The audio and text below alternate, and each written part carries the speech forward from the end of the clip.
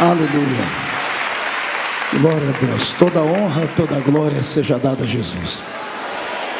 Cumprimento os irmãos com a paz do Senhor. Quantos estão felizes hoje aqui? Escolha uma pessoa bonita do seu lado e dê um sorriso para ela. Abra sua Bíblia comigo. Mateus capítulo de número 26.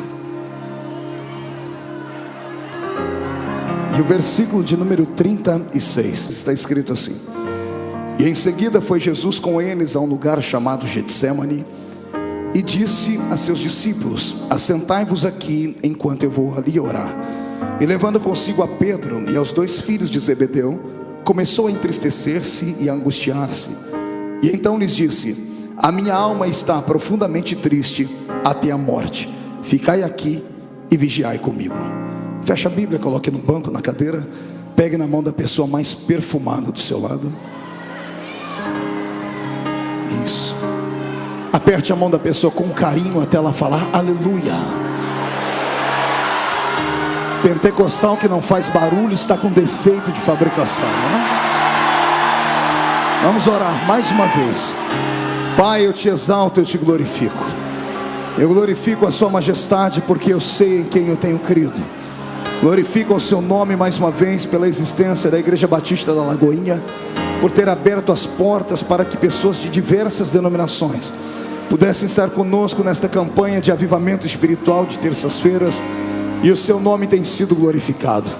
Só o reino das trevas está perdendo, Pai. E eu quero, Senhor, que ele não só perca, eu quero que venha a falência nessa noite, o reino das trevas. Senhor, eu quero que o Senhor me dê graça para ministrar a palavra de hoje. Haverá muita manifestação da sua presença nesse lugar, e eu profetizo. Eu digo, Senhor, antes de começar a pregar, 2 palavras de oração. A primeira é que ao redor desta igreja, num raio de 5 quilômetros, onde houver um demônio alojado agora, eu dou a esses demônios 5 segundos para desaparecerem de Belo Horizonte, porque se não sumirem, serão queimados pelo poder da glória do Senhor que descerá aqui. O segundo pedido a Deus é um pedido de atrevimento espiritual. Se ainda tenho crédito no céu contigo como pregoeiro da sua palavra, abre a porta do céu sobre esta igreja agora e manda do céu para a terra uma comitiva angelical. Eu quero anjos de fogo descendo sobre esta igreja, que eles comecem a esparramar brasas tiradas do seu altar, e onde houver um crente batizado com o Espírito Santo, remova ele agora.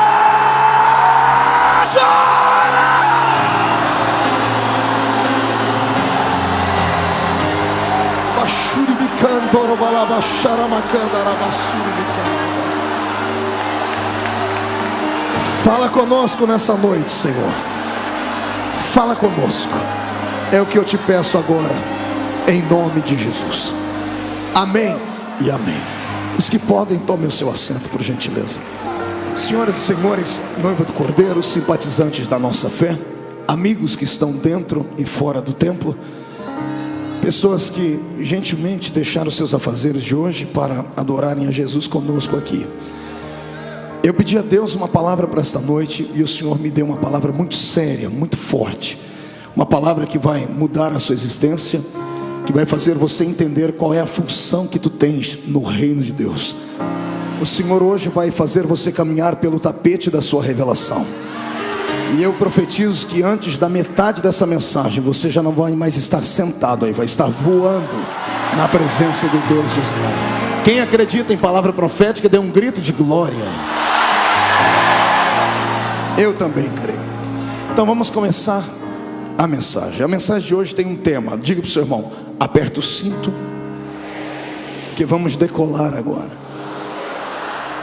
O tema dessa noite é esse: íntimos de Deus. Dá para repetir comigo? 1, 2, 3. Canto de olho para o irmão da esquerda desconfiado, o da direita. Olha lá atrás, o da frente, e responde para mim: você acha que o irmão que está do seu lado tem intimidade com Deus ou não? Vamos descobrir hoje aqui. O Senhor me deu um texto que é um dos textos mais belos e mais emocionantes da Bíblia Sagrada. A entrada de Jesus dentro do Getsemane, momentos que antecederam o seu julgamento pela mão de Pilatos, pela mão de Herodes, pela mão de Anás, Caifás, pelo julgamento das pessoas, das massas, enfim. Momentos antes de tudo isso acontecer, o Senhor Jesus convidou os seus discípulos para subirem com Ele ao monte da oração. Em um outro evangelho diz que o Senhor, tendo terminado de cantar um hino, convidou eles para subirem ao monte da oração. Um outro evangelho diz que o Senhor convidou todos os seus discípulos para estarem com Ele orando. E aqui no evangelho que nós lemos de Mateus, mais de forma detalhada, o Senhor divide a sua oração em dois tempos. Primeiro Ele leva todos os seus discípulos a um monte. Ele leva os 12, ou melhor, a história diz que foram apenas 11. Um dos 12 nesse dia arrumou um afazer. Deve ter dito a Jesus: Senhor, eu tenho que pagar uma duplicata no centro da cidade, eu sou tesoureiro do grupo, não dá para ir. E por isso ele não foi. Judas, ele tinha outra coisa a fazer. Os 11 subiram com Jesus ao monte. Mas aqui no evangelho de Mateus, o Senhor diz que, convidando todos eles, Ele deixou 8 deles parados em um canto e disse: ficai aqui, porque eu vou mais à frente orar. E indo orar mais à frente, Ele levou consigo 3 homens: Pedro, Tiago e João. Pedro e os 2 filhos de Zebedeu. Aqui começa a mensagem desta noite. Poderia o Filho de Deus fazer acepção entre os seus servos? Sim ou não? Jesus fazia acepção entre aqueles que o seguiam? Tinha uma escala, tinha uma hierarquia? Alguém era melhor do que alguém? Ele amava mais alguns do que a outros? Vamos tentar hoje discernir isso dentro desta igreja, para podermos entender por que é que Jesus levanta homens e mulheres com uma unção diferenciada. Por que é que nem todo mundo é igual a todo mundo? O Senhor não faz acepção quando se trata de salvar o ser humano. Para salvar o homem, Ele libera o seu grande amor. Ele salva incondicionalmente o grande, o pequeno, o gordo, o magro, o negro, o branco, o asiático, o avermelhado. Jesus é salvador de toda a humanidade. Para salvar, Ele não faz acepção, mas para usar no seu reino, para liberar uma unção especial, para dar um ministério de impacto, aí o Senhor vasculha a alma do ser humano e encontra algumas coisas que nos outros Ele não conseguiu encontrar. Deus hoje vai mostrar por que é que você é perseguido, por que é que você não consegue alcançar os seus sonhos, por que é que você já está crescendo, por que é que uns são quentes, outros são congelados. Vamos descobrir hoje aqui. Tudo é uma questão de intimidade com Jesus de Nazaré. Amém? Vale mais um glória a Deus aí? Mas antes de entrar no contexto, no texto da mensagem, pastor Márcio, eu queria aqui falar com a inteligência dos mineiros, que mineiro é muito inteligente. Tentar aqui hoje descobrir o que é que os homens viam em Jesus para segui-lo. Imagine você que convencer um americano é muito difícil, porque ele é muito patriota. O reino da América do Norte é cercado e ladeado por muitos heróis. Toda nação que tem história e tem heróis, muito dificilmente eles vão se curvar diante de alguém. Raramente você verá um inglês se curvar diante de outra nação, porque eles são uma nação antiga, são carregados de heróis. Se partirmos para o outro lado do mundo, você vai ver que é muito fácil influenciar um africano, porque é um continente que infelizmente tem muito poucos heróis. O brasileiro está quase na mesma escala. O brasileiro não tem heróis. A nossa nação não tem heróis. Por isso sofremos a influência do mundo inteiro. E eu não estou mentindo. Pergunte ao seu filho que estuda o nome de pelo menos 5 heróis brasileiros.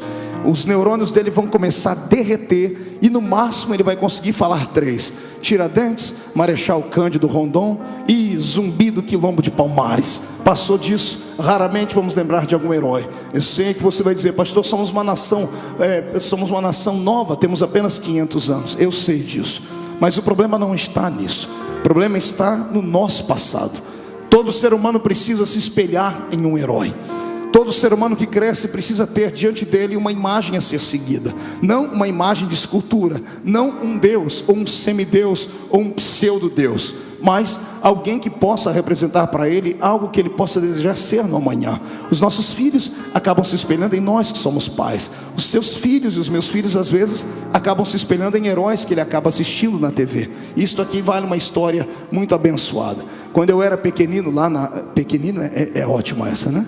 Não cresci muito, mas eu morava na Vila Tatu, lá da minha cidadezinha, e a gente era muito pobre. Pobre de marré. Era tão pobre que a gente não tinha dinheiro para nada. Então a gente criava os nossos brinquedos. E no fundo da minha casa tinha uma goiabeira. Quem conhece goiabeira aqui? Deixa eu ver. Todo mundo é da roça, igual a mim. Pois bem, tínhamos uma goiabeira no fundo da nossa casa, e eu tinha 2 amigos particulares, o Tom e o Jerry. Nada disso. Tom é porque a mãe dele colocou o nome dele de Everton, e Jerry porque a mãe era apaixonada por um cantor da jovem, média, velha guarda. Jerry sabe tudo, hein, crente? Glória a Deus. Esse aí. E aí íamos nós 3, eu, o Tom e o Jerry, e a gente ficava debaixo daquela goiabeira criando situações, inventando brincadeiras. E você sabe que mente de criança é fértil. E um dia, um dos 3, besta, porque só besta para ter uma ideia dessa, em cima da goiabeira dissemos assim: vamos brincar hoje de Liga da Justiça. E um dos 3 disseram assim: hoje nós vamos brincar de Liga da Justiça. Cada um escolhe um herói. E aí falamos: e aí, que nós... Em cima da goiabeira alguém disse: olha, isso aqui agora é a espaçonave dos Super Amigos. E de repente um fez um barulhinho, e arrancou uma folha da goiabeira e disse: recebemos agora uma mensagem lá do Pentágono. Ó a cabeça de criança. E disse: aqui está escrito que o sol está se apagando, e só os Super Amigos podem voltar a fazer o sol aquecer de novo. E de repente olhamos um para os outros e disse assim: então vamos nós. Acionamos a espaçonave, pastor Márcio. Começaram a chacoalhar ela, né, para o motor pegando. E um em cada galho daquela goiabeira. E o Tom era muito levado. O Tom começou a chacoalhar e disse: estamos sendo atingidos por uma chuva de meteoros. Daqui a pouco o Jardim: vamos desviar daquele buraco negro. Quase caiu lá de cima. De repente, um dos 3 gritou e disse: estamos com um problema, estamos perto do sol demais, a carcaça da aeronave não está aguentando, estamos derretendo. Pense num dia de alegria. Eu fiquei em pé em cima daquela goiabeira, eu estufei o peito, murchei a barriga, levantei as 2 mãos para cima e disse: para o alto e avante. E pulei. Você ri porque não foi você que quebrou os 2 braços, né? Essa munheca é torta até hoje, derivado daquele tombo. Mas foi a semana mais alegre da minha vida. Na rua inteira ficaram sabendo que eu era o Super-Homem. Eu andava com os braços que vem: Super-Homem, obrigado por ter salvado a terra. Eu fiquei muito feliz. Eu contei essa história apenas para você entender que todo mundo precisa de um herói. Todas as nações têm os seus heróis. Convencer uma nação que tem um herói é muito difícil. Agora, convencer uma nação que não tem herói nenhum é muito fácil. Convencer um judeu é impossível, a não ser que Deus esteja no negócio. Pergunte para mim por quê? Porque na veia deles corre o sangue não de um, não de 2, mas de um sem número de heróis. Detalhe, não heróis fictícios, não alter ego de homens que tiveram uma infância podre, aprisionados pela psicologia infantil, pela falta da presença do pai, que criaram super-homens, que criaram Batmans. Não, eles tiveram heróis de verdade. E nós temos um livro que atesta a existência desses heróis. Está aqui na Bíblia. Imagine você sendo um judeu. A infância do judeu começa, o primeiro catecismo dele é o da fé. Antes de aprender a ler e a escrever, ele aprende a história do Deus de Israel. Imagine você sendo criança, sentado na beira da cama com seu pai, e antes de dormir falar: papai, me conte uma história dos nossos heróis. E o pai olhar para você e dizer assim: filho, você não é comum. Pegar no seu braço e dizer: aqui na sua veia corre o sangue de homens que fizeram o céu tremer, que fizeram o mar se abrir, que fizeram a terra saltar, que fizeram mortos sair de dentro das suas tumbas. Todo garoto judeu crescia com seus olhos brilhantes. Por que é que você acha que todo judeu se dá bem em tudo que faz? Porque eles sabem no que eles creem. Eles têm lastro. Eles sabem que nasceram para a vitória e ponto final. Eu não conheço um judeu pobre. Se você conhecer algum, me apresente ele. Só todo judeu é inteligente. Eles estão sempre na frente de tudo. Por quê? Porque eles têm heróis a serem seguidos. Pastor, o que o senhor quer dizer com isso? Eu quero dizer que não são só eles que são inteligentes, não são só eles que são abençoados. Eu tenho aqui hoje o novo judaísmo santo. Eu tenho aqui o novo Israel. Se eles têm 1 milhão de heróis, nós não precisamos de 1 milhão, temos apenas um. Ele é maior do que todos os outros juntos. Ele coloca todos os outros no seu bolso. Ele é tão grande que os pés dele estão dentro da Batista da Lagoinha hoje, e o seu rosto está diante dos anjos que cantam: Santo, Santo é o Senhor dos exércitos.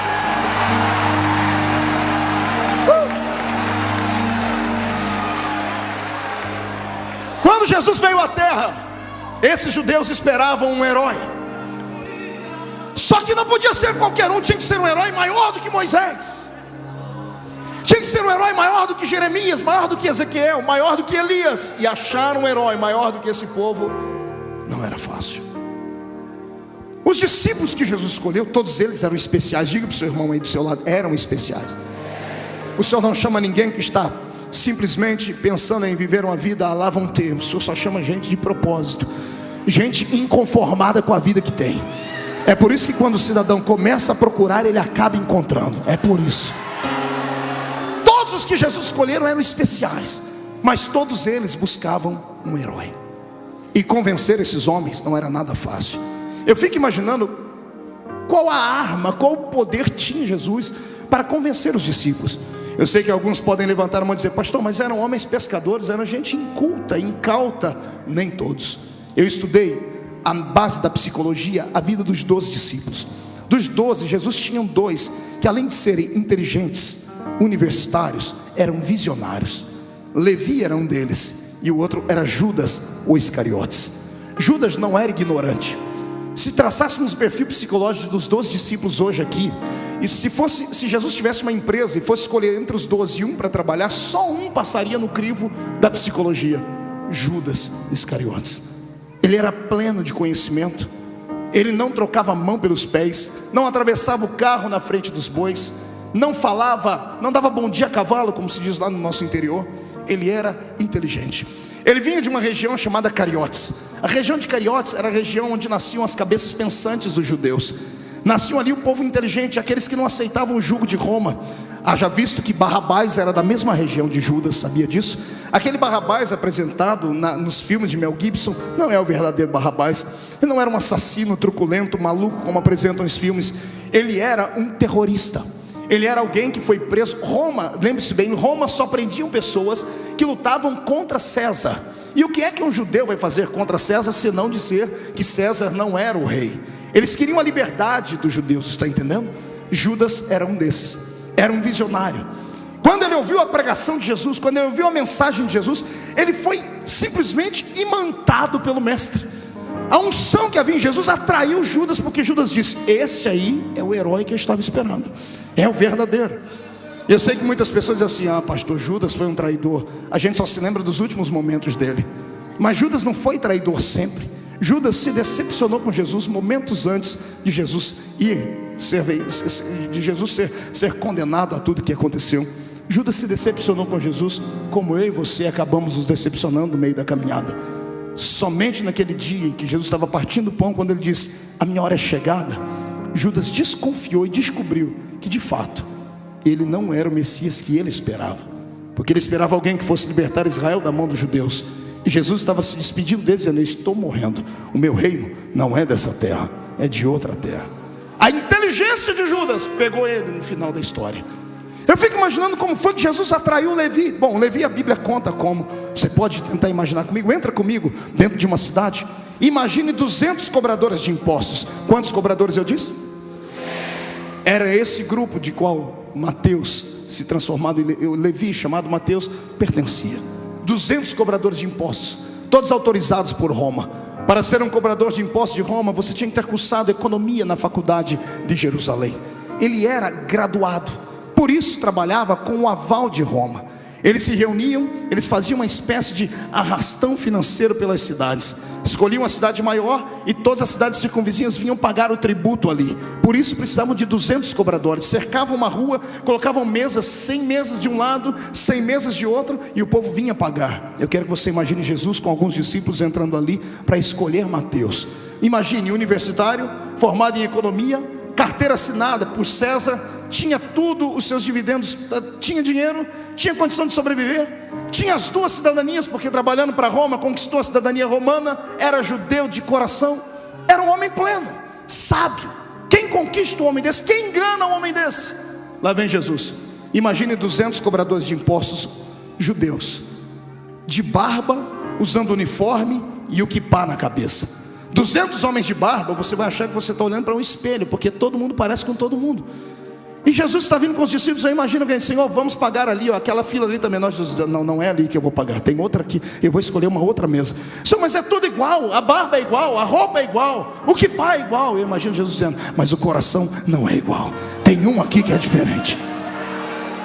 Eu imagino Jesus pagando tributo para aquele cobrador de impostos chamado Levi, ele devolvendo o troco, dando o recibo. E quando Jesus termina, Jesus pega o troco, olha para ele e diz assim, Levi, segue-me. E Jesus sai. Imagino, ele fala, calma aí, moço, o senhor me chamou do quê? Levi. O senhor não tem um crachá? Eu não moro nessa região. Como é que o senhor sabe o meu nome? Eu imagino Jesus dando um sorrisinho, dizendo assim, seu nome? Eu te conheço antes de você nascer. Eu sei o seu passado, faço parte do seu presente, e se me seguir, eu mudo o seu futuro. Eita! Jesus está indo embora e Levi está aqui, a carteira assinada, uma profissão bem feita, família. O que tinha Jesus para atrair esse camarada? Ele não era comum.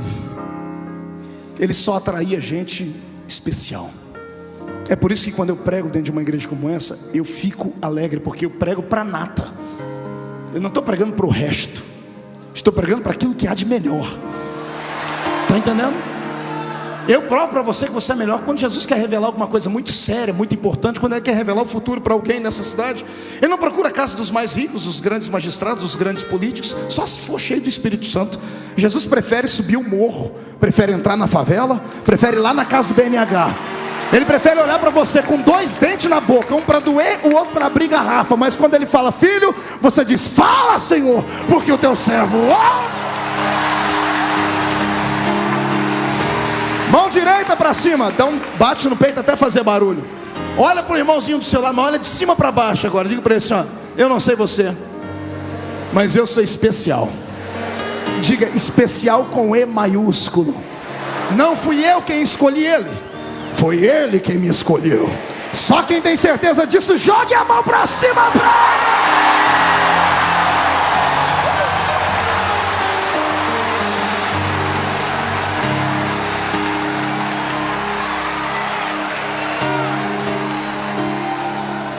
Convencer um judeu não era nada fácil. Imagine você, temos 12 discípulos, escolha um para você ser ele agora. Encarne um agora, no bom sentido da palavra. Escolha um discípulo para ser. Ninguém quer Judas. Olha que eu expliquei a história dele, contei, nem assim.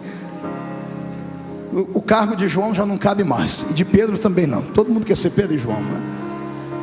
Imagine você na pele de Tomé, criancinha no berço ou na cama. Tomé, vai dormir. Papai, conta uma história dos nossos heróis. Vou contar só uma.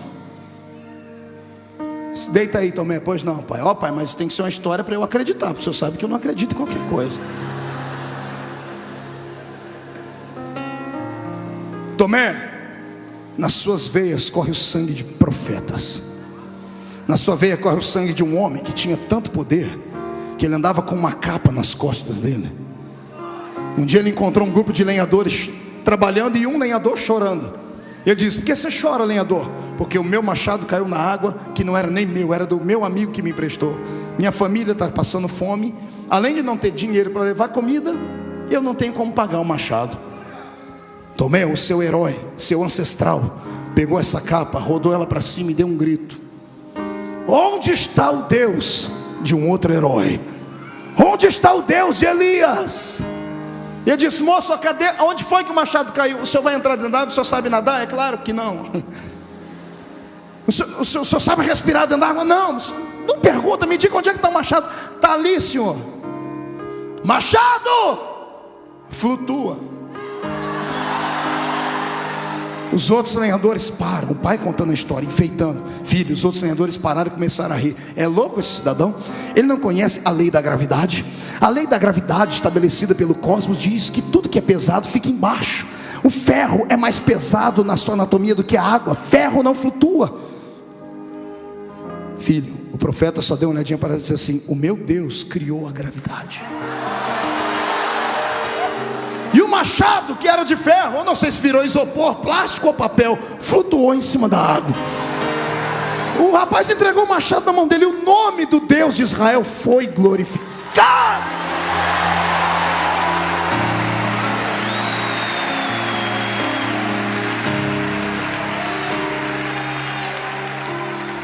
Imagine você sendo André. André tinha um coração amoroso, se entregava fácil. Papai, me conta uma história, mas eu quero uma história diferente, eu quero uma história para o coração. Filho, vou te contar uma. Israel não teve só heróis, Israel teve heroínas. Cadê as mulheres? Não vão dar um grito não? Como é que é, papai? Heroínas, mas as mulheres na nossa sociedade, na nossa fé, não tem muito valor. De fato, filho, mas teve vezes que elas foram decisivas na história de Deus. Teve uma, filha, que virou heroína com quase 90 anos. O nome dela era Débora. Ela estava em cima das palmeiras, e o herói da época fracassou, ficou frouxo, não tinha coragem de descer para possuir os vales. E o Senhor disse assim: Débora, chama o herói da época e dá-lhe um couro, Débora. E Débora chamou ele, lá vem o herói todo bambambam, filho. Chega ele, Baraque, olha o nome dele, o homem do trovão. Baraque, o homem do trovão. Eu disse: Débora, você me chamou aqui, velhinha, para me dar, vovozinha, a senhora vai me dar um bolinho de fubá? Não. Um cachecol? Não. A senhora me chamou aqui para dizer que a senhora queria ter um filho como eu? Não. Para que a senhora me chamou aqui? Para te chamar de covarde, calça curta e frouxo. O Senhor mandou você possuir a terra e você está com medo de 900 carrinhos de ferro lá embaixo. Mas Débora, são 900 carrinhos de ferro. O seu Deus pode transformar ferro em sucata, Baraque.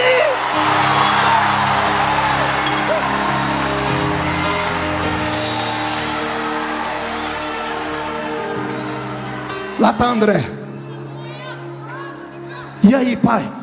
E aí que Baraque, filho, nosso herói, saiu correndo. Ficou atordoado, que a mulher falou não são. Quando ele estava no meio do caminho, ele parou e voltou. Débora, o que foi? Desce comigo. Mas eu não consigo pegar a espada, levantar, não consigo brigar, eu tenho 90 anos. Você não precisa pegar a espada, só a sua presença, a sua fé. A sua arma não está no exterior, está aqui dentro. Se você vier comigo, eu desço para aquela batalha e a vitória será nossa.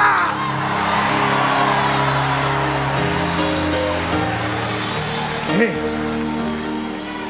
pense você ser um deles, que cresceu ouvindo histórias de que viria um homem que não seria só um homem, maior que Moisés, maior que Elias.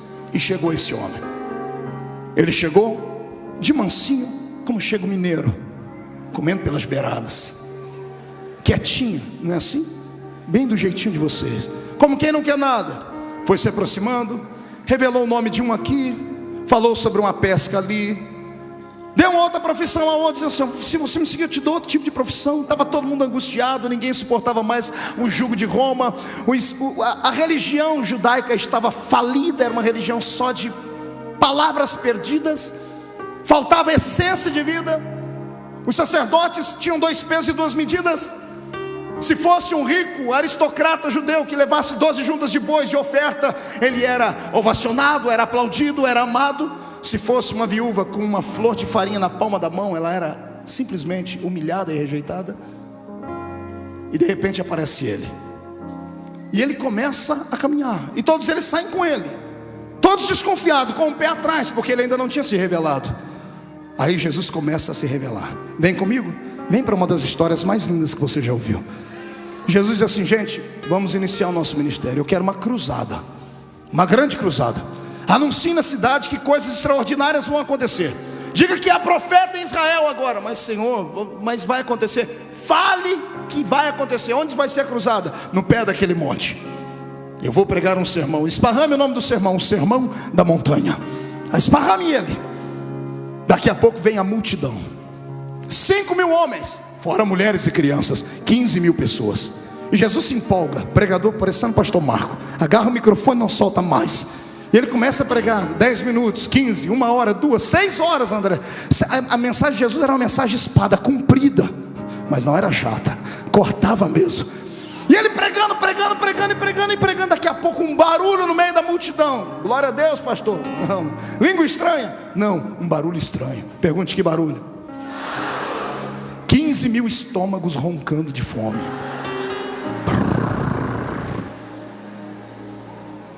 Os discípulos se riam e dizem assim: gente, o negócio está ficando feio. Alguém pede uma palavra: Senhor, para o sermão um minutinho. Jesus fala: o que está acontecendo, Senhor? Está na hora de mandar esse povo embora. Por quê? Porque, Senhor, já é tarde, eles estão te ouvindo o dia inteiro, não tem comida. E Jesus olha para eles assim: olha, dê vocês de comer. Pedro: Judas, que foi? O mestre está mandando dar de comer para a multidão. Senhor, ninguém dizimou esse mês. Ninguém ofertou. O dinheiro que tem não dá para comprar comida nem para a gente. Como é que nós vamos alimentar 15 mil pessoas? Jesus diz: se vira. Senhor, não tem jeito. Aí Jesus: então agora vocês vão começar a me conhecer.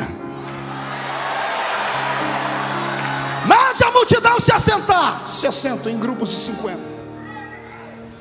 Grite no meio da multidão: quem é que tem comida aí? Tomé diz: Senhor, uma hora dessa ninguém tem mais comida não. Pergunte, não custa perguntar. E os discípulos: alguém tem comida? Alguém tem alguma coisa de comer? E de repente lá no meio da multidão levanta um rapazinho. A Bíblia diz que era um rapazinho. E ele diz assim: olha, eu tenho 5 pães e 2. Não, faz igual, fala igual está na Bíblia. Faz biquinho e tudo. 5 pães e 2. Que lindinho. Por que você acha que a Bíblia diz 5 pães e 2 peixinhos? Rapaz, na linguagem dos judeus, rapazinho, era uma criança de 10, 11, 12 anos de idade. O que aquele garoto tinha era uma lancheirinha. A mãe saiu para ouvir Jesus pregar e levou a criança junto e fez uma lancheirinha para ele. E criança encontra outra criança e ficam brincando. O menino não estava prestando atenção na mensagem, estava brincando com as outras crianças. De repente se aproxima da mãe e esqueceu de comer. Você sabe como é que é criança levada: brinca, esquece até de comer. E de repente, quando alguém pergunta: alguém tem comida? Levanta a mãozinha do garoto: eu tenho, Senhor. Eu não sei quem foi, se foi Pedro, se foi Tiago, eu sei. O que você tem aí, garoto? 5 pães e 2 peixinhos. Deixa eu ver. Bom, é de comer. Senhor, fale. Consegui. O que? 5 pães e 2 peixinhos. Traga aqui. Então o problema está resolvido. Senhor, o que foi? Os 5 pães que eu falei, eu tenho que explicar. O que não é pão bengala. Era lanche de criança, concorda comigo ou não? Diga para o seu irmão: era 5 pãezinhos assim e 2 peixinhos. Ei, é peixinhos, não é dourado. Era lambari. Sério. Aí Jesus pega e diz assim: gente, vamos começar o processo do milagre. O que, Senhor? Milagre. Vocês entraram na escola de milagres. Se aproximem aqui, vejam como é que funciona. Eu imagino 2 começando: gente, alguém já acha um lugar para a gente sair correndo? Veja a melhor maneira da gente escapar. Já cerque, veja se alguém arrume um burro, um jumento, um cavalo, um negócio, porque vai virar tumulto isso aqui. E Jesus, empolgado, pega os pães, os peixinhos, afaga a cabeça do garoto, pega o primeiro peixe e divide em 2. A senhora aqui da frente, para a senhora um pedacinho, a senhora para outra. Alguém aqui do lado de Jesus cochichando, dizendo: Senhor, falta 5 pães e 1 peixinho. Ele pega o peixinho e reparte esse pedaço para o Senhor. Senhor, 5 pães. Jesus pega a primeira bisnaguinha 7 boys e parte no meio. Um pedacinho para a senhora, um pedacinho para o Senhor. Senhor, 4 pães. Sinal de alerta: arrume o caminho, nós temos que fugir daqui. Mais um, Senhor, 3 pães. Mais um, Senhor, 2. Mais um, Senhor. Que foi? Desespero. Só tem um. Jesus fala, eu imagino Jesus falar: era aqui que eu queria chegar.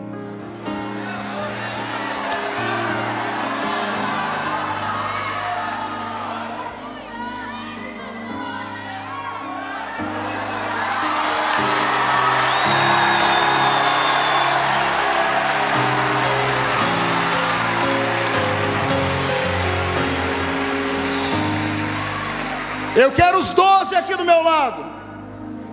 Jesus parte o pão e diz: Pedro, esse primeiro é seu. Pedro pega o pão, e quando está todo mundo olhando para esse pão, quando eles tiram o olhar desse e olham para esse está inteiro ainda. O que aconteceu? Agora ninguém mais olha, todo mundo está olhando para a mão dele. Ele diz: Pai, eu te dou graças, Pai. Jesus fala: Tiago, esse é seu. Tiago está até errando a mão porque está olhando para cá. Enquanto essa mão de Jesus vai para lá, essa aqui o pão faz assim, ó.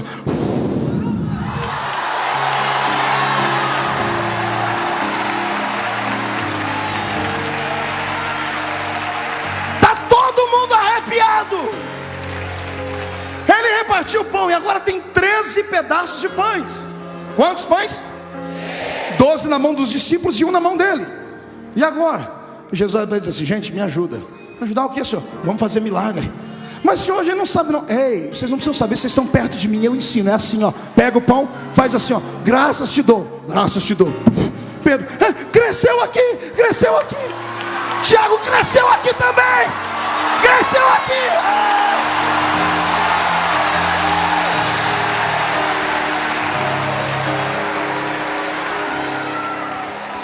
A parte mais bonita vem agora. Agora desaperta o cinto que você vai quebrar tudo agora. A minha Bíblia diz que sobrou quantos cestos? Pergunta para o seu irmão: por quê? Por quê? Depois que eles alimentaram todo mundo, cada um arrumou um cesto e ficaram brincando de fazer milagre.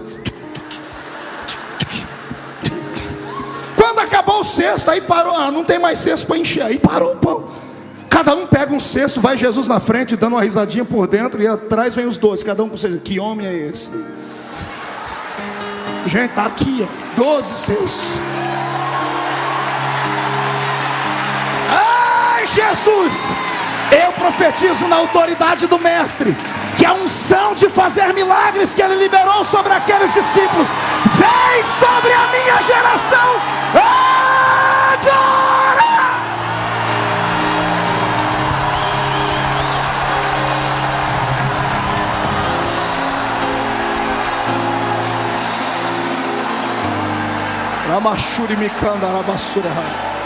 Sente aí.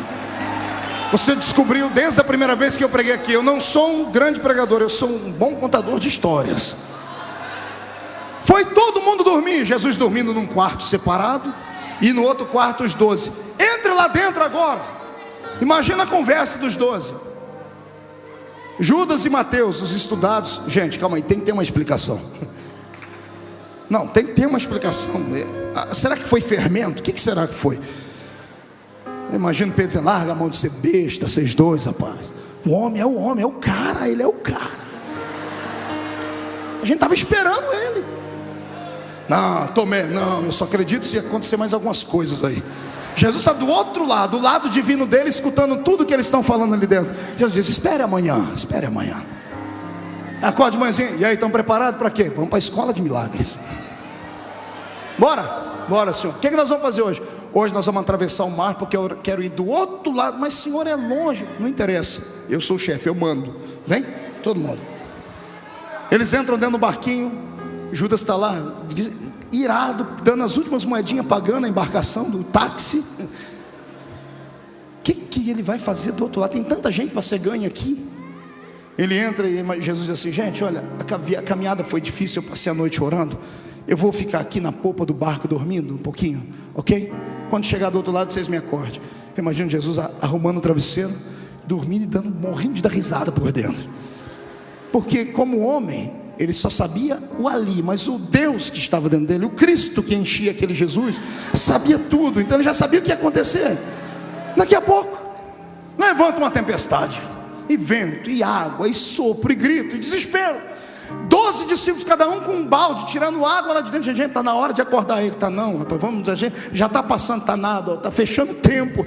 Daqui a pouco a gente não dá mais, temos que chamar ele. Mas chamar para que ele vai poder fazer? Bom, pelo menos ele morre com a gente.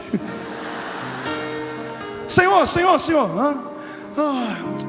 eu nem acredito que ele estava dormindo. Acho que ele estava só igual mineiro, com o olho aberto, todo fechado. O que foi? Senhor, uma tempestade. Tempestade, cadê? Aí, Senhor, isso é tempestade? Isso é uma brisa. Não, Senhor, a água parecendo um copinho. Senhor, ajuda a gente. Claro que eu ajudo. Lá vem Pedro, tosse, o quê? Um balde. Para quê? Precisa ajudar a gente, tirar água daqui. Eu lá preciso de balde, rapaz, dá licença. Vocês não me conhecem ainda. Jesus sai da popa e vai lá para a proa do barco.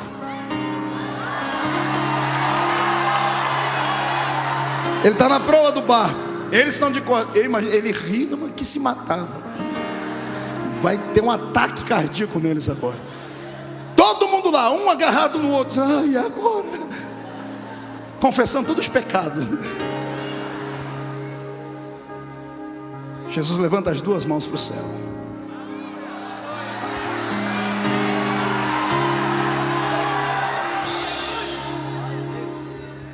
E ele grita.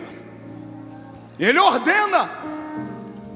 Ele dá uma palavra de ordem à água e ao vento. Eu estudei um pouquinho nessa minha vida. Estudei física, química, conheço um pouco de biologia, estudei astronomia. Eu sou fuçado para estudar as coisas. Eu já ouvi falar de braço do mar, mas ouvi falar que mar tem ouvido. Ouvi falar que vento escuta. Foi a primeira vez. Vento, acalma-te. Mar, aquieta-te.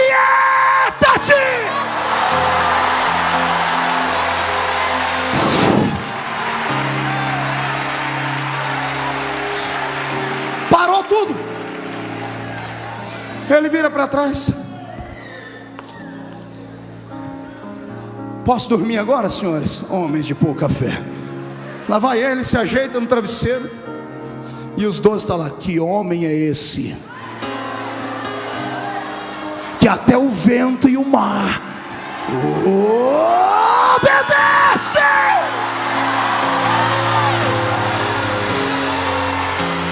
É que o mar e o vento não estavam autorizados a falar. Porque se o Senhor dissesse, fala para eles quem eu sou, o mar e o vento gritariam: Ele é aquele que sustenta o universo na palma da sua mão, e que pela força do seu poder cuida de todas as coisas. Ele é Deus em cima, é Deus embaixo. Antes dele nada do que foi feito se fez. Tudo foi feito por Ele. Ele é Deus.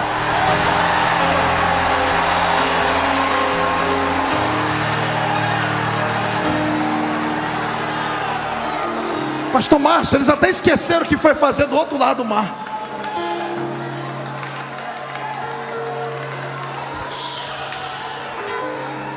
Eu estou na introdução da mensagem, daqui a pouco eu chego na mensagem. Como vem cá. Jesus está dormindo num quarto, os outros num canto. E ele dizendo: e agora, gente, dá para acreditar nele? Tomé, está melhorando. Ô Tomé, não, pode ter sido um vento contrário que soprou, uma nuvem quente que se esvaziou da nuvem fria.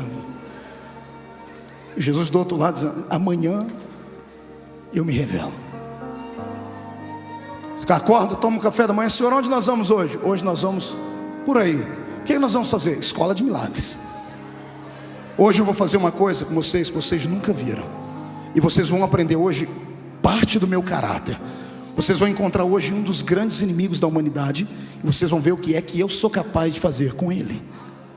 Vamos. E Jesus chama todo mundo para cantar um hino. O hino da Batista da Lagoinha ainda. Está todo mundo cantando.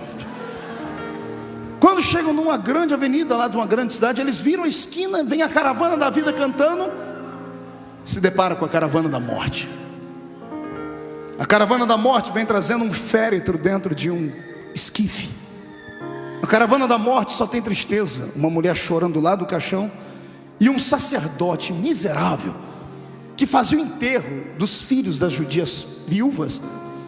Caminhava 10 metros longe do caixão. Sabia disso? Aprenda. Quantos metros o sacerdote andava longe do caixão? Pergunta para mim, por quê, pastor?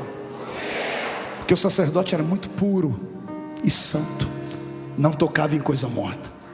Queria acelerar o processo do enterro do defunto. Não se preocupava com o coração da pessoa que ficou. E quando Jesus entra, ele entra na frente do cortejo fúnebre. Ele olha para trás, não tem mais ninguém, todo mundo saiu de perto, porque a lei é universal, mundial. Todo mundo sabe que quando um cortejo fúnebre está andando, todos têm que abrir espaço para passar. Respeito não por quem foi, mas por quem ficou, que está ficando sozinho. Jesus não sai da frente. Volta todo mundo aqui, Senhor, mas vamos ser presos. Ninguém é preso perto de mim, volte. Vou ensinar vocês hoje o que é que eu faço com a morte quando eu encontro ela. Só vou dar um recadinho para você. Você já se perguntou por que na crucificação Jesus morreu primeiro do que os outros dois?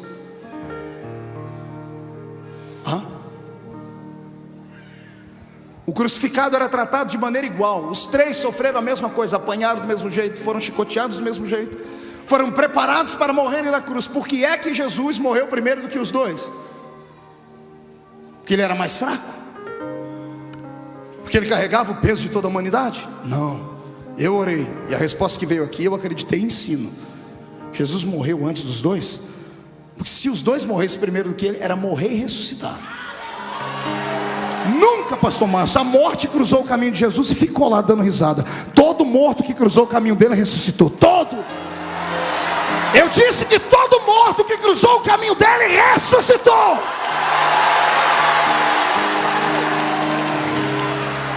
Então, para não ter que ficar ressuscitando de fundo, porque perto de ninguém fica muito dizendo assim, vou eu primeiro. Voltando à história. Quando Jesus para e olha para aquela mulher, ele não se comoveu com o rapaz, ele se comoveu com a mãe do rapaz. Quando Jesus olhou para ela, o lado divino dele vasculhou a mente dela, porque Jesus veio à terra para isso, para entender o ser humano. Foi isso que Deus veio fazer em carne, porque Deus, da primeira à quinta dispensação, inocência, consciência, governo humano, patriarcal e lei, veio na nuvem, na graça, no fogo, na glória, e não pôde absorver o sentimento da humanidade. Deus não conseguiu compreender porque que o homem não conseguia respeitá-lo. Aí Jesus veio e se desfez da sua forma divina e veio ser um como nós, para entender o que é frio, o que é calor, o que é dor, o que é abandono, o que é sofrimento, o que é choro. E agora Jesus estava diante de uma experiência única. Ele queria entender por que é que as pessoas choravam quando o morto ia embora. Aí o lado divino dele entra na mente da mulher e vasculha a memória dela, e ele entende por que ela chora. Por isso que ele chorou com ela. Você nunca se perguntou por que Jesus chorou com ela? Foi só por causa disso. Quando ele foi na memória dela, sabe o que ele viu? Ele viu aquela mulher com 8 dias de bebê nascido, com as suas entranhas ainda dilaceradas, sorridente, com dores, mas sorrindo, indo com o marido, com uma pombinha, um pouquinho de flor de farinha, entrando dentro do templo, porque todo macho de 8 dias era apresentado para o Senhor. E Jesus viu dentro dela a memória do sacerdote, pegando o bebezinho e levantando: Senhor, transforme ele num profeta, transforme ele numa bênção para Israel, numa bênção para a sociedade, numa bênção para o judaísmo. Jesus viu que ela entregou um sacrifício por aquela criança, e quando ele viu para dentro dele, ele disse: é verdade, agora eu sei por que eles choram. Essa criança foi consagrada a mim, e ela foi embora antes da mãe. E Jesus chorou com ela. E quando Jesus olhou para aquele caixão, ele não viu uma criança, ele viu os sonhos daquela mulher. Ela era viúva, o filho daria sustento a ela no futuro. O filho, toda vez que ela olhava para o filho, ela lembrava do pai, do marido que tinha ido embora. Era o sustentáculo dela, já era maldita por estar na terra viúva. Viúva era destratada, tinha um filho para lhe dar graça, agora não tinha marido e nem filho, estava humilhada. Além do sonho estar morto no caixão, a cova estava aberta no cemitério. Aí Jesus entra e para a história. Ele faz aquilo que nenhum sacerdote tinha coragem de fazer. O sacerdote está a 10 metros do caixão, ele vai e se aproxima do caixão. Ele olha para dentro do esquife e olha para a mulher e diz assim: não chores. E ele levanta aquela mão de novo. Quando ele levanta aquela mão, os 12 lá no canto dizem: o que ele vai fazer? Toda vez que ele levanta essa mão, algo acontece. O que ele vai fazer agora?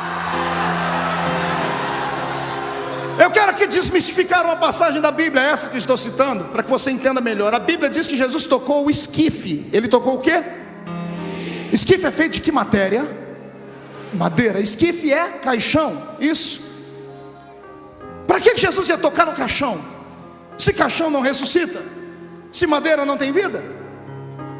É que o escritor da Bíblia, e todos eles, sendo judeus e bons judeus, queriam limpar a imagem de Jesus, porque nenhum judeu aceitava ninguém colocando a mão em defunto, em coisa morta. Então escreveram: Jesus tocou o esquife. Ele não tocou o esquife, ele enfiou a mão, foi no peito do defunto. Está olhando nos olhos e dizendo: não chores. ele enfia a mão no peito, defunto, além de estar dentro do caixão, ainda estava amarrado, igual Lázaro, atado, parecendo uma múmia. Jesus diz: não chores. Eu imagino a mão dele procurando o coração sem vida, enfiando a mão no meio das talas, encontrando o peito do rapaz. Não chores, moço, levanta-te, levanta-te. Você acha que o rapaz simplesmente fez assim, ó, puf? Deixa eu te explicar o que é preciso fazer para um morto ressuscitar.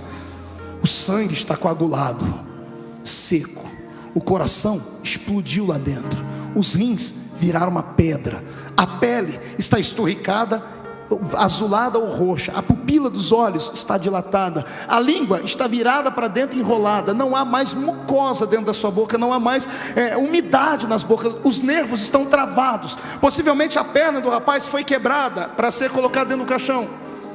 Quando Jesus disse: moço, levanta-te, a vida teve que dar um jeito de entrar nele. O sangue vai ficando líquido de novo, um calor desce do céu, o hálito de Deus cai dentro da boca do rapaz, a pele seca começa a ficar volumosa, os ossos quebrados se juntam, os olhos voltam a ficar normal, a língua solta e o rapaz senta.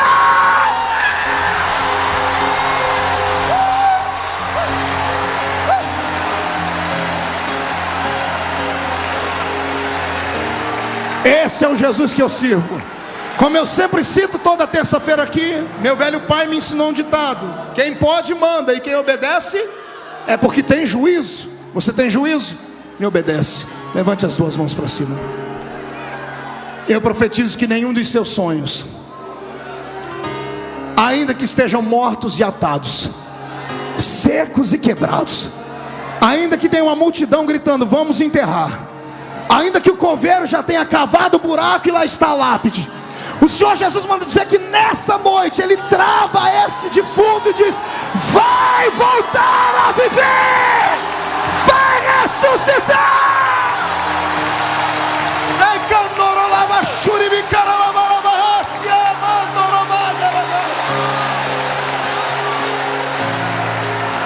Recebe de volta o seu sonho.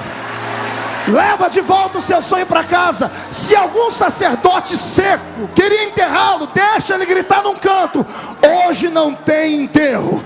Não, você que gosta de ir para velório e comer bolachinha com chazinho, hoje não tem bolachinha nem chazinho. Hoje tem festa. Hoje tem celebração de festa.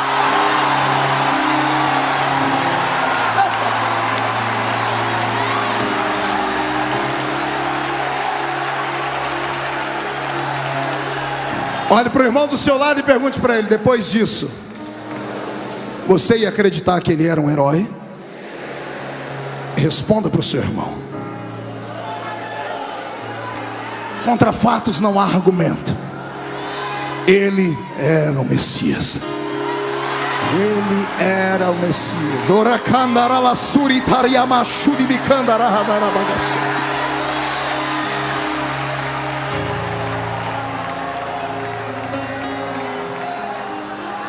Jesus passou 3 anos e meio ensinando a eles tudo que ele sabia.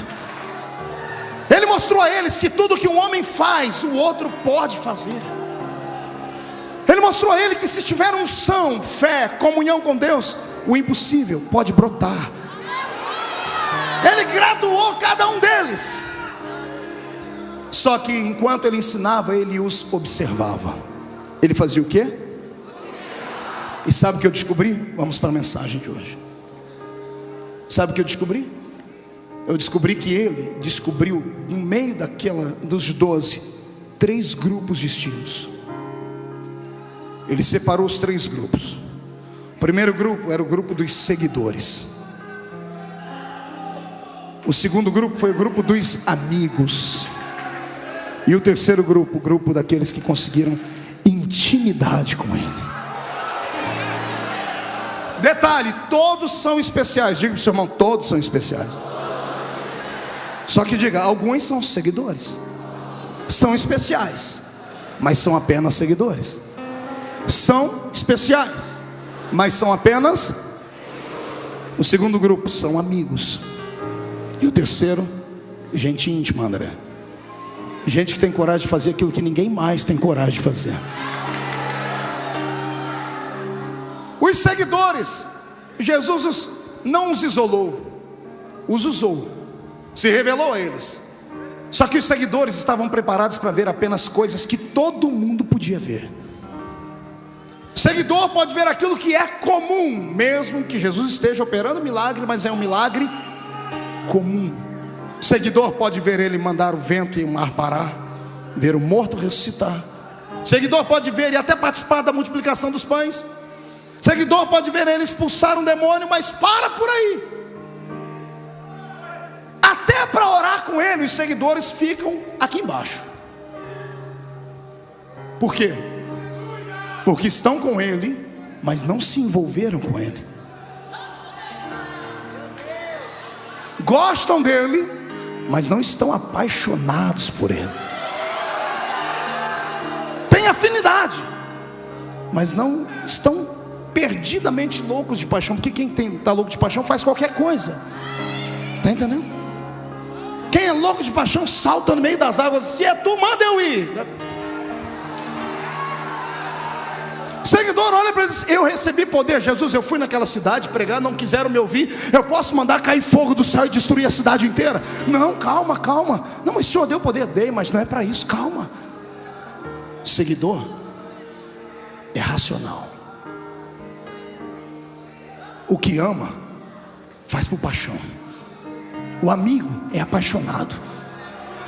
O amigo está com outro no meio de uma batalha, está apanhando, tem 15 homens batendo um amigo. Se é amigo verdadeiro, ele não esquenta, ele vai apanhar junto, mas não deixa o camarada sozinho lá. O seguidor pensa: bom, eu sou amigo, mas depois a gente conversa, a gente se vê depois. Nós temos esses 3 grupos dentro da igreja. E como sempre, a matemática bíblica é real. Os seguidores é sempre o maior grupo. Seguidores são aqueles que eu costumo chamar de Maria vai com as outras. Tanto faz como fez. São especiais, foram reconhecidos, foram salvos, mas não querem compromisso.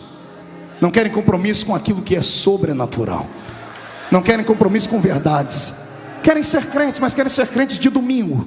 Querem ser crentes de cantar uma musiquinha. Querem ser crentes até entregar o dízimo, mas para por aí. Não quero compromisso, não quero expulsar demônio, não quero testificar, não, eu quero ficar aqui na minha. Sou seguidor, respeito ele, mas tá bom para mim aqui. Nós temos uma geração de seguidores, gente que é especial porque Jesus se revelou a eles, mas não tem coragem de ir além do normal. É gente que não quer tirar os pés do chão. Até entraram no rio do avivamento, mas estão lá com o dedão no fundo do rio. Não solta o dedo, morre de medo. Ei, a palavra do Senhor para você é essa: solte o dedo e vem nadar. Seguidor tem medo de profundidade. Gosta do status, mas tem medo de profundidade. Sabe por que nós não operamos mais milagres? Só temos seguidores. Só seguidores. Temos enfeites de igreja.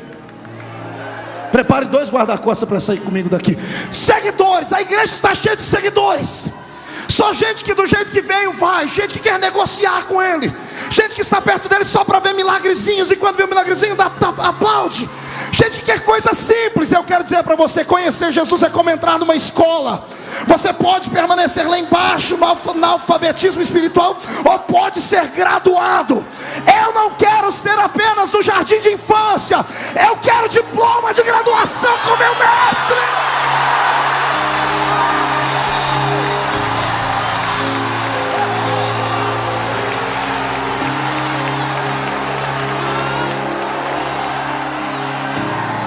Pastor, pois não. A oportunidade é dada igual a todos? Sim. Quando ele chamou a mim, chamou a você, chamou o pastor Márcio, chamou a todos, ele nos chamou para um propósito. A diferença entre a minha vida e a sua é que eu tive coragem. A diferença entre você e grandes ministérios é que eles tiveram coragem. Não se importaram em apanhar, em ser perseguido, em ser chamado de louco, de fanático, de desequilibrado. Não tiveram medo de apanhar de gente que está na mídia, na televisão, no jornal. Não tiveram medo. Gente que estava cheia de propósito na alma. Eu não sou seguidor apenas, eu quero marcar o tempo. Existem dois tipos de crentes aqui dentro dessa noite: aqueles que vivem para serem influenciados e aqueles que querem influenciar.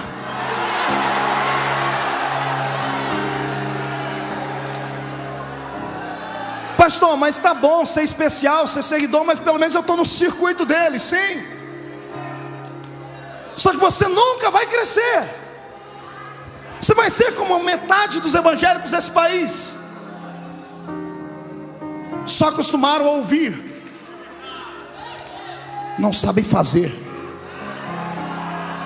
Tudo que conhece é porque ouve alguém dizer, não tem coragem de buscar.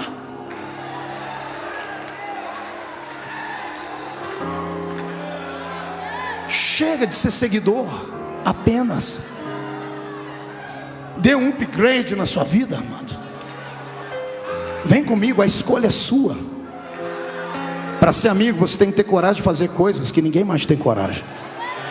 Mesmo que você faça coisas erradas por impulso, mas é melhor errar tentando do que nunca tentar. É melhor bater com a cara no muro e voltar do que nunca ir. É melhor voltar e dizer assim, mas eu pelo menos tentei, do que ser igual a você que está na igreja há 500 anos, não pisou, não viu o dilúvio, mas pisou no barro que sobrou na terra, acha que tem todo o conhecimento aqui dentro e não sabe ganhar uma alma para Jesus. Só sabe murmurar e perseguir as pessoas, só sabe maldizer, só sabe ver uma igreja crescer e dizer, aquilo lá é heresia, abrir as portas. Sai para lá, Satanás!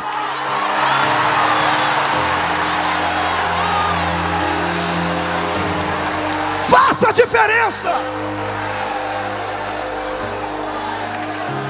Ei, quer que Deus faça algo na sua vida que Ele nunca fez?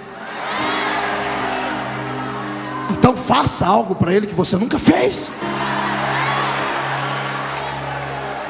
Ouse. Crie coragem. Tem 12 dentro do barco, só um quis pular lá, pastor. Depois ficaram todo mundo, afundou, homem de pouca fé. Ele vem e diz assim, eu afundei, mas só eu tive o gostinho de pisar na água.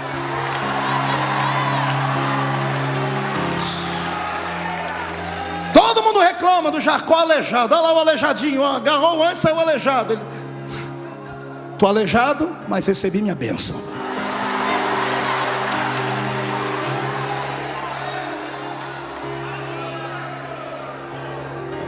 Surpreenda Deus. Surpreenda Deus. Chame a atenção dele. Paulo diz que nós somos um livro aberto, sim ou não? Sim. Que tipo de livro é você? Romancezinho, barato? Um gibi? Historinha para boi dormir? Ou você é um livro cheio de emoções? Livro que é dramáticozinho, a gente lê e põe lá. Livro técnico, cheio de palavras escalafobéticas, a gente lê, dá sono e guarda. Quando o livro tem história, a gente lê e quer ler ele até o final. Seja um livro que Deus tenha prazer em ler. Seja alguém que ponha Deus em dificuldade. Mostre para Deus, pastor, como? Invoque a presença dos milagres na sua vida. Dê trabalho para Deus. Ministra sobre a sua casa, sobre o seu vizinho, sobre o seu trabalho. Toma posse da terra. Sai dessa vida pobre e seca. Vem prosperar.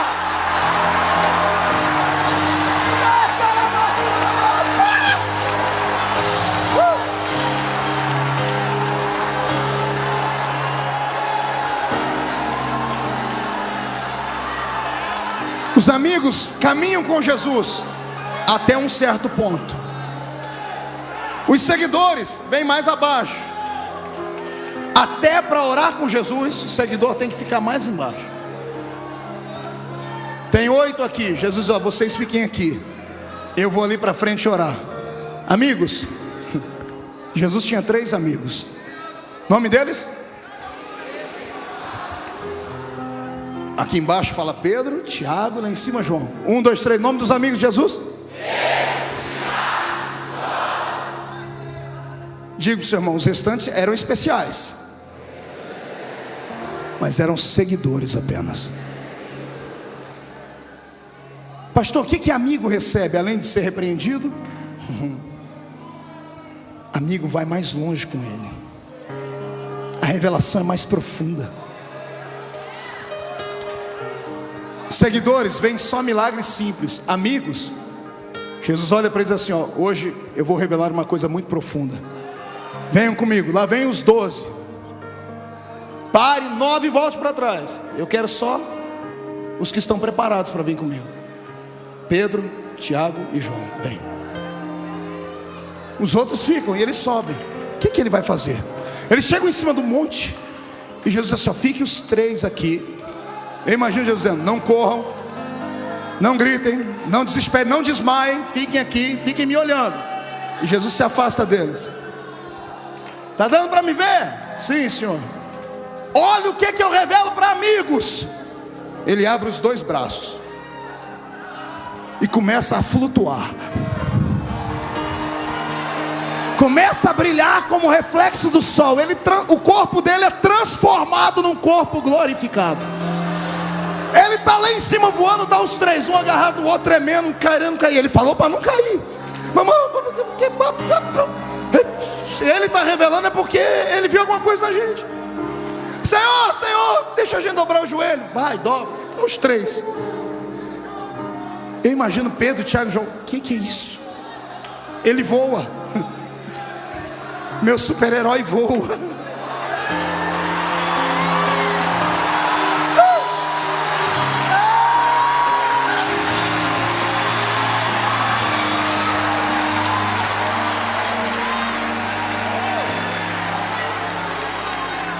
Ele está subindo.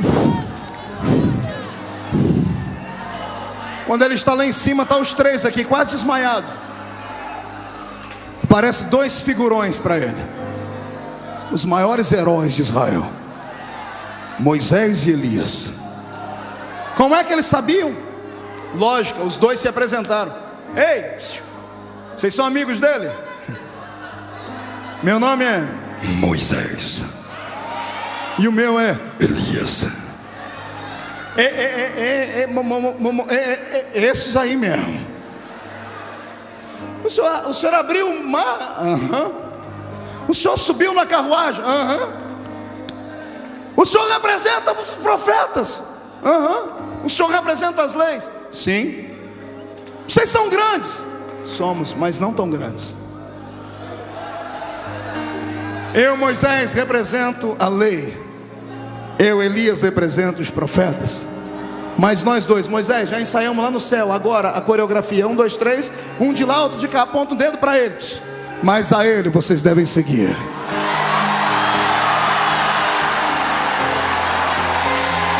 Ele é maior do que os profetas. Ele é maior do que a lei. Ele é a graça.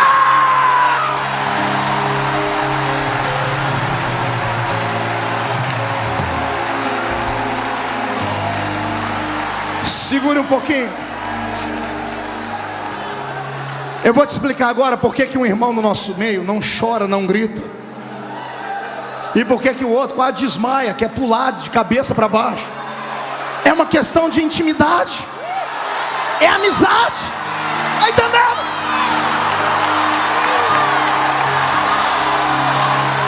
É só isso.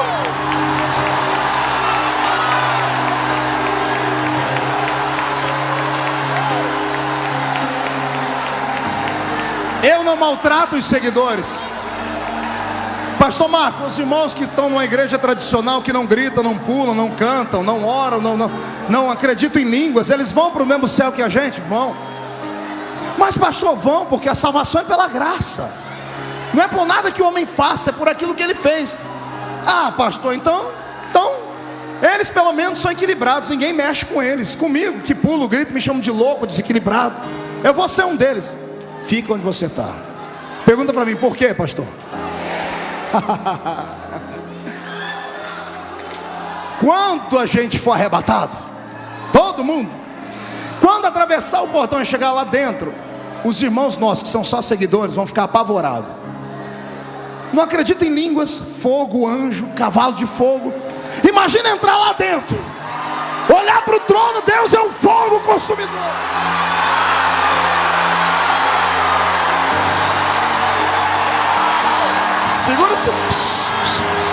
Segura, segura, segura.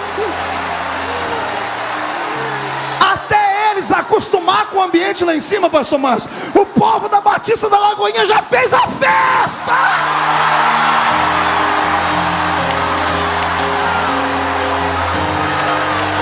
Aleluia! Estamos num tempo de avivamento.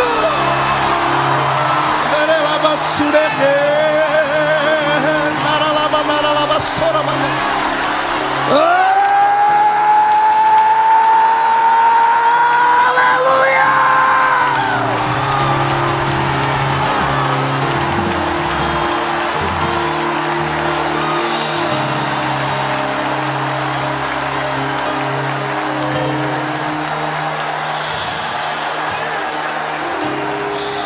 Segura um pouquinho.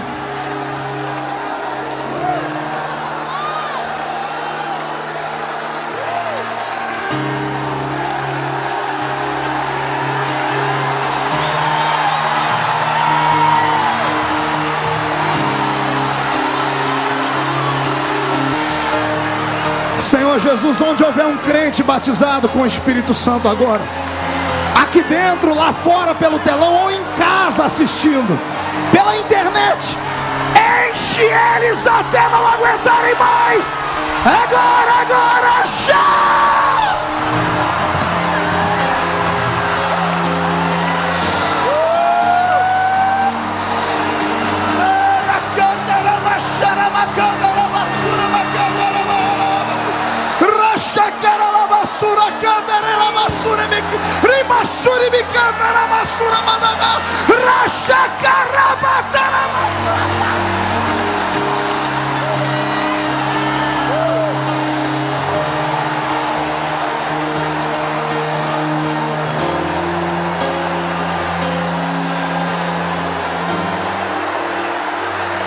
Íntimos de Deus.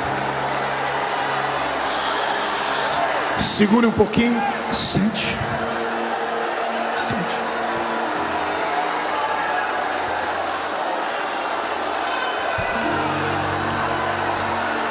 É por isso que há tanta diferença de crentes. Todos são especiais, lembrem disso. Todos de todas as denominações são especiais, mas a maioria são só seguidores. Alguns são amigos. Esses que são amigos enxergam o céu pelo lado de dentro, recebem revelações que ninguém mais recebe, e não tem o que falar. Vai fazer o quê? O cidadão pagou o preço, buscou, acreditou, devorou a Bíblia, jejuou, pediu, bateu. Jesus pegou e abriu e deu para ele. Não adianta ficar com inveja. Pode perseguir, pode escrever o nome da pessoa, pode execrar de uma denominação. O dom Jesus deu e ponto final. O cidadão é amigo de Deus. É amigo.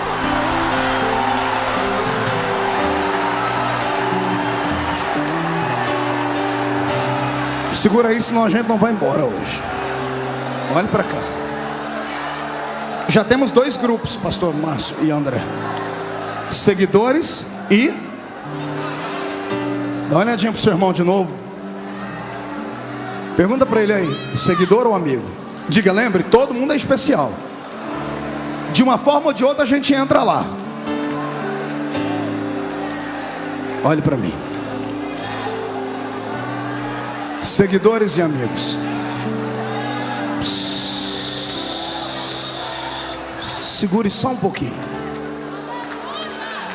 Agora eu vou te mostrar como faz para chegar no auge e ser íntimo de Deus. Os três amigos, onde Jesus ia, eles iam junto. Pastor, eu posso pedir para 3 pessoas subirem aqui? Preciso de três cidadãos de terno aí, ó. Vem cá. Deixa a Bíblia aí, deixa a Bíblia aí. Põe a Bíblia, vem cá. Vamos ver quem que é o mais bonito. Todos, né? Mas o senhor é o mais idôneo. Fique aqui. Não é velho, é idôneo. Esse aqui vai ser Jesus. Aleluia. Fique você dali. Pedro e Tiago, fica lá. Aqui está João. E os 9 sentados, todo mundo comendo peixe frito. Jesus gostava de churrasco de peixe, está na Bíblia isso. Ele era chegado em peixe. Não se estranhe se na boda do cordeiro tiver um peixe frito assado. Não se assuste. Fica aqui do lado dele. É para ficar do lado, cabra ruim. Fica um do lado aqui, isso. Todo mundo lá, mas os amigos sempre perto dele. Perto, mas não tão perto. Você é só amigo por enquanto. Os amigos estão aqui. Os seguidores e os amigos. Dia vai, dia vem. Dos 3 amigos, um começa a se aproximar mais dele. Estão comendo um peixinho frito, os outros 2 ficam parados. Mas tem um que... Outro dia, outro churrasco. Jesus está contando as parábolas, as histórias, pega. E os outros 2, dá uma olhadinha para ele aqui, faz uma carinha assim, cochicha um com o outro aí. E ele está aqui. Ele não está nem aí para o que eles estão falando. Está aqui, pastor. No outro dia, a intimidade, eu já disse, a intimidade é uma coisa interessante. Além de estar aqui, eu quis dar. Seguro. No outro dia, ele está assim.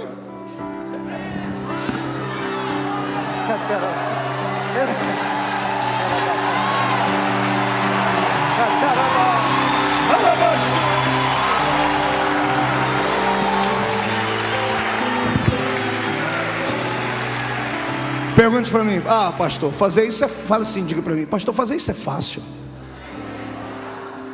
Hoje, há 2000 anos atrás, ser judeu, você vê um judeu andar de mão dada com um homem.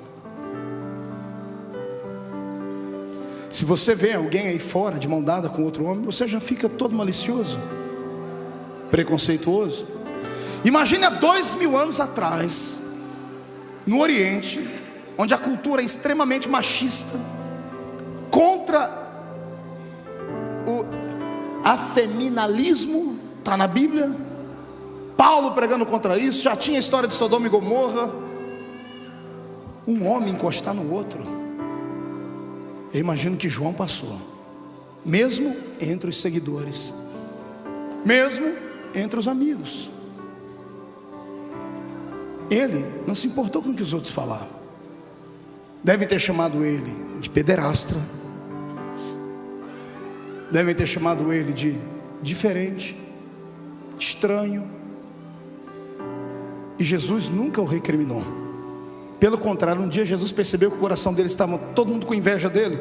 E Jesus abraçou João e disse assim: o que importa a vocês todos? Que ele viva, até que me veja vir no meu reino e na minha glória.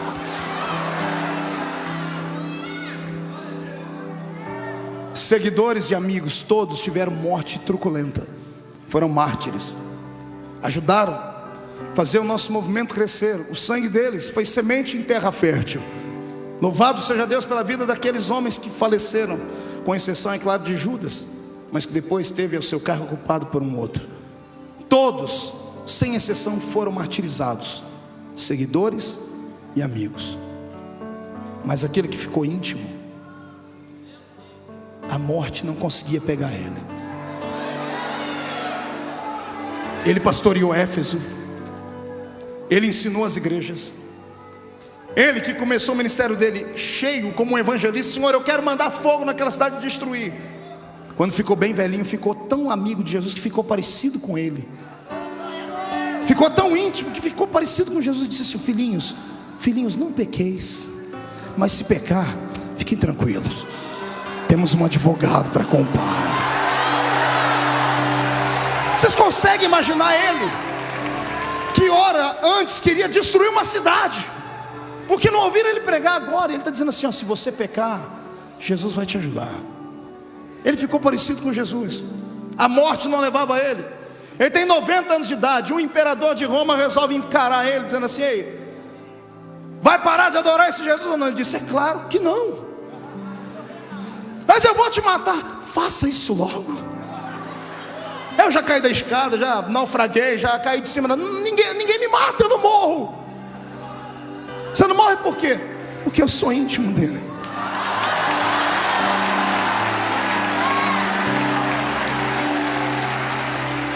imperador de Roma fez assim com ele: ninguém te mata, a morte não te pega, não, pois eu vou dar um jeito, a sua morte será pior do que a de todos. Ele pega um censo e vê como todos morreram: João Marcos arrastado pelas ruas de Alexandria, Pedro crucificado de cabeça para baixo, Tiago ao fio da espada, alguns decapitados, Tomé esfolado. Ele viu todas as mortes. Ele disse: eu quero arrumar uma morte que nenhum deles teve. Você é o último, então sua morte vai ser pior.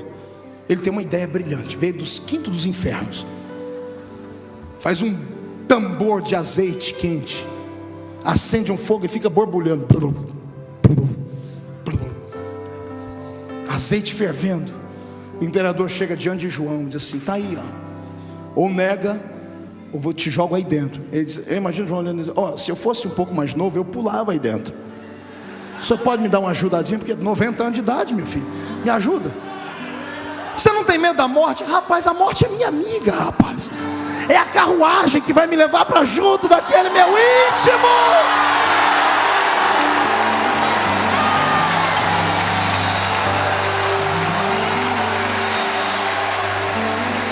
A tradição diz que quando jogaram João lá dentro, espanto para todo mundo, a primeira sessão de bronzeamento artificial da história, a primeira sessão de hidratamento, e morra de inveja a irmã que é vaidosa, que fica hidratando a pelezinha. O primeiro homem da história a hidratar a pele inteira com azeite quente fervendo, azeite escorrendo pelo corpo, azeite não queimava, ele enchendo a boca de azeite. Ô rei, cai aqui dentro, vem. Ô João, segura, porque agora você vai voar. João, por que esse azeite quente não te queima? Simples, como eu era íntimo dele, ele botou um azeite aqui dentro que é mais quente do que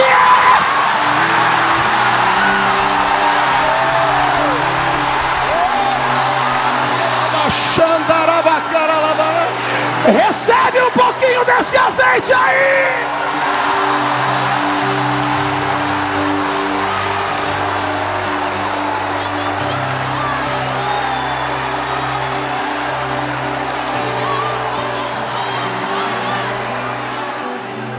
Chave para abrir céu não fica na mão do crente, fica no joelho dele. Botou o joelho no chão, a porta se abre. Aí ele diz: eu estava de joelhos quando eu ouvi uma voz por detrás de mim, e eu virei para ver quem era. Era o meu íntimo. E ele estava bonito, seus olhos estavam como fogo, seus cabelos como a lã branca, uma roupa branca no corpo e um cinturão de ouro no peito. O seu pé reluzia como o latão que saía da fornalha, e da sua boca saiu uma espada dos dois fios, dizendo: João, quem é íntimo não fica na terra, sobe pra cá.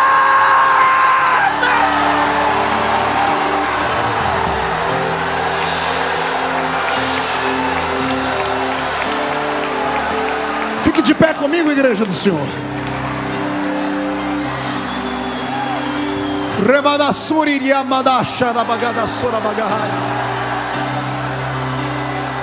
Pegue na mão do seu irmão. André, prepara aquela música do milagre para cantar. Pegue na mão do seu irmão. Olhe para mim. Quando eu era garoto na igreja, me chamavam de louco, fanático. Eu era o famoso espalha rodinhas. Ninguém queria ser meu amigo, porque eu só sabia falar de Deus. Não aceitava piadas imorais, não aceitava carnalidade. Eu era chato, confesso. Mas eu não era porque eu queria ser, é porque eu sabia o que eu não queria ser. Eu não queria ser mais um. Tudo custa um preço. Está entendendo? A unção, a única coisa de graça que temos no reino é a salvação. De graça para a gente, porque alguém pagou um preço alto. A unção de Deus custa caro. Quer unção? Está preparado para ser excluído do hall de amizades? Um dia, pastor Márcio, André, Nívia, eu entrei dentro da igreja desesperado, porque eu me senti sozinho. Eu tinha 16 anos, madrugada, eu comecei a chorar. Eu disse: Deus, por que eu não posso ser igual aos meus amigos? Eles vão jogar bola, eles vão no cinema, eles vão namorar, vão paquerar, vão fazer um monte de coisas. Por que eu não posso ser igual a eles? Não que isso seja errado, está entendendo? Tem coisas que Deus exige de você que não vai exigir de mim. Tem coisas que Deus vai exigir de outras pessoas, não vai exigir de você. Eu conheço a história do pastor Márcio, de um tempo que ele andou descalço aí na terra. Deus exigiu isso dele. Ele não transformou isso numa doutrina. Chamaram ele de louco, não é, pastor? Eu imagino. Tem coisas que Deus exige de você, e Deus exigiu de mim uma separação. Eu chorava, dizia: Deus, por que eu não posso ser igual a eles? O Espírito do Senhor veio numa madrugada e falou no meu ouvido: porque eles nunca serão igual a você.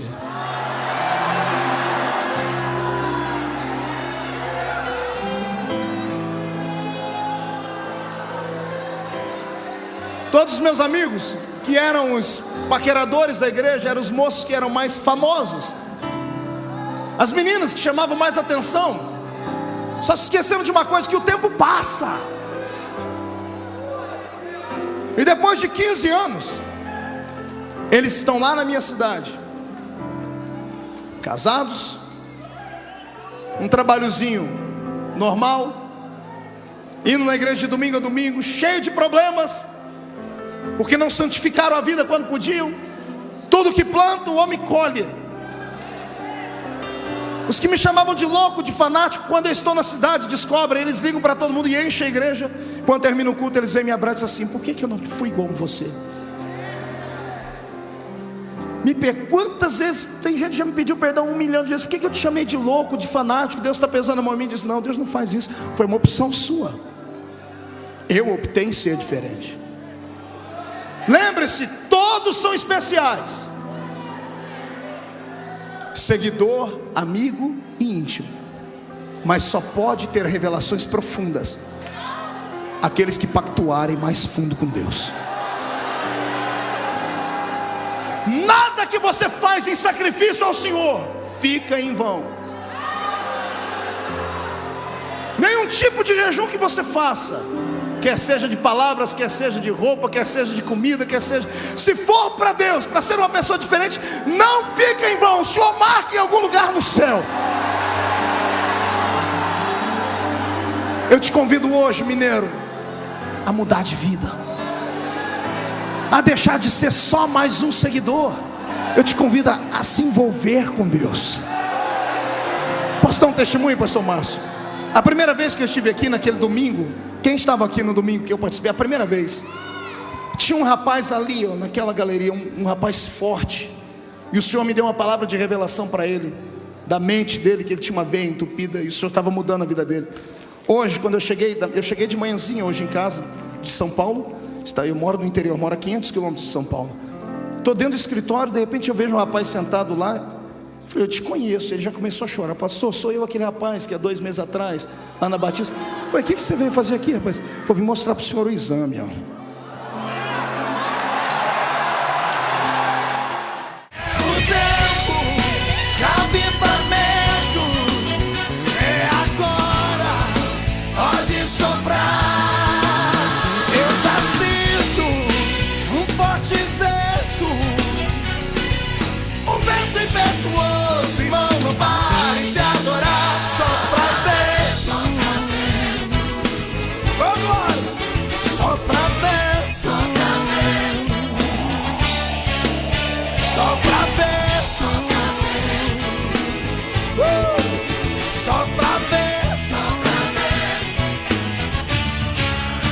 Só